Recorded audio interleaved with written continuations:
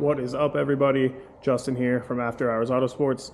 Today we are going to be making a quick little install video on the Tech-53 inline handbrake line kit for the 1 Series. I'm not sure if it's the same for the 3 Series, but we're going to be putting it on this white 135i right behind me here. So follow along, shouldn't be too bad. Alright, so first things first, this is the kit unpackaged and everything it comes with. So we've got 2 hoses here, 3 ANs, 2 what look to be say M12, M10, one of those 2, bubble flare, 2 3AN adapters, 2 banjo adapters for the Willwood style handbrake master cylinder, and we're going to be hooking it up to this ASD handbrake that I just finished putting in here. So disregard how tore apart this car is right now. Center console is still not back together and stuff, but we're going to be tossing it on here, running it through. Hopefully it goes smooth. So first things first, I like to mock up the fittings, make sure we got the right stuff in the package, and it looks like we do. Went in no problem. Not sure on the orientation of them yet. We're going to wait to see on that. Just wanted to make sure the thread and washers and everything were the right size. So now we will move into the engine bay and get those pulled off and start trying to plan a route through here. This is going to be a little different than their install video due to me using the SLG mount that puts it on the passenger side of the tunnel. So hopefully the lines reach. We'll see. Alright, we are under the hood here of this 135i. So to access the area we need to be working in, we've got to unclip this cover. There's a clip on the back right at about 12 o'clock and one on the front side at about what would be 6 o'clock. Just pop that right off. Boom, we're in here. We might need to pull off the rest of this trim. I'm hoping that is not the case, but it looks like it's going to be a pretty tight fit, so I believe we do. So my cabin air filter is already missing, so you'll have a couple extra steps here. But once you get down to this part, it should be the same. There's an 8mm bolt in each corner, under there. Boom, that guy. Same on that side. There's an electrical connector on that side that we'll need unplugged. Then we just want to zip this guy out. Set that off to the side in a safe spot. And then this whole guy should just yank out. Get out of our way. Now we've got much better access down to the brake lines down there. I decided the best plan of attack before cracking open the brake system is to make sure that the lines reach with the handbrake being on the other side of the tunnel from where theirs is. So we are in the car now. Gonna pull this kick panel and the kick panel on the other side and hopefully find a nice path for the lines to take. So it looks like there's 3 bolts across the front of this kick panel that hold it in, and hopefully that is all. The 3 bolts look like they're a T20. So we'll zip those out and then see what we got going on. Okay, so this side came right off. There is an electrical connector behind it. Not the OBD port, I can't see. You should be able to see it hanging there. It plugs right into here. It's pretty self-explanatory to unplug. And if your car has it, it might have a trim pin over here. That was the hardest part, is trying to pop this off over that, because this sort of sits in behind it. So no big deal. We are going to move on to the other side. So over here on the passenger side, that panel is also held in with T20s, but only 2 of them. One there and one there, and obviously this sits up in there like this. So you've got one right inside the door and one over by the trans tunnel. Nothing at the back, and it falls right out. Alright, so we are back on the driver's side here. Got a rough idea for what I want to try to do, and we're going to see if it works out. So BMW was nice and gave us this. This is kind of hard to see, I'm sorry about that. Big grommet right here above the dead pedal. Plenty of space on the side. So what I did is I grabbed a razor blade with a long set of needle nose pliers and very carefully sliced a slit all the way through that and made sure I'm out the other side.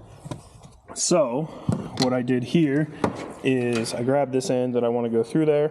I electrical taped them both together so they'd go through together, and I didn't want to run the risk of getting any goo from the carpet, sound deadening shit in these hoses. So I taped up the ends, taped them together.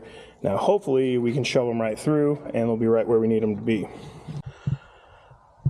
All right, so it is once again sort of hard to see down here, in here, but we got our lines pulled through right here, ready to go. Came right through that grommet. It's down below the clutch. I don't know if you're gonna be able to see it down there, but they popped right out the side. Had to bust out a big set of needle nose to reach down there, grab them, pull them up. So now we will go back in the car and try to figure out how to get the other end through the tunnel over to the handbrake. All right, back in the driver's footwell. We got these pulled through up there, through that grommet. As you can see, there is a spot to cross the tunnel under here. It does take a serious amount of effort, and in our case, it took 2 people. Might have been doable with one, but would have been a huge pain in the ass. So it sort of takes one to push and one to receive on the other side, and make a little space with a little mini pry bar or something under that, what looks to be the heater core HVAC stuff. But if we come around the car, we can see a little better where they come out there on the tunnel, and then the handbrakes here. So obviously they're not connected to the pump yet, but I have plenty of slack in this footwell right now. It's about a foot too long actually for how I prefer it. No big deal, because we still got to connect it up at the pump and go from there. On the BMWs that I've dealt with before, the H is always rear. So this has, I'm not sure if you can see on this camera, the H down there on the front. It's usually the front of the master. So it's going to be the forwardmost line down here. Then we're going to trace where that comes to and pull it off the pump over here. Put in the fittings that Tech-53 gave us, hook up the lines, and that really should be it, except for bleeding it. So first things first, I'm going to trace this line, get it off the pump, suck the fluid out of the master, so that way I don't make a huge mess. Try to keep this as clean as possible, and then go from there. Alright, so got this guy here. This is the one you're trying to get off, just this little Johnny. Like I said, it's the H there, and it's this top rear one on the ABS pump. So I used an 11mm socket or wrench on those. It is not the perfect size, but a 10 doesn't fit and a 7/16 doesn't fit. So I gambled on the 11 and it worked. The one on the side of the master down in that hole is kind of a pain in the ass, just because there's no room to get your fingers down there. Once it is finger tight, you got to walk it the whole way out with the wrench. But we got these from Tech-53. It came in the kit. We're going to get thrown in there now. Friendly reminder, no sealant on brake fittings. These seal on that taper in there, and that is all you need. So we're going to get these in, get them tightened up, and go from there. All right, so we got these adapters that Tech-53 provided into the pump and into the master down there. You can finally kind of see it now that it's chrome and shiny. Got the lines connected and tightened up, looking really nice under here. Should fit under that cover, no problem. So from there, you saw we went through the grommet, across the trans tunnel. Sorry about the sunblast there. And then out to the side to the master. So might take some trimming of these interior panels to fit with these lines going, but no big deal. And then we just have to secure them up on the driver's side, out of the way of the pedals and everything, get the covers put back on, and then we are ready to bleed. But I'm actually going to bleed it first, just to ensure there's no leaks and we don't need to pull anything back out before we put all these covers and stuff back on.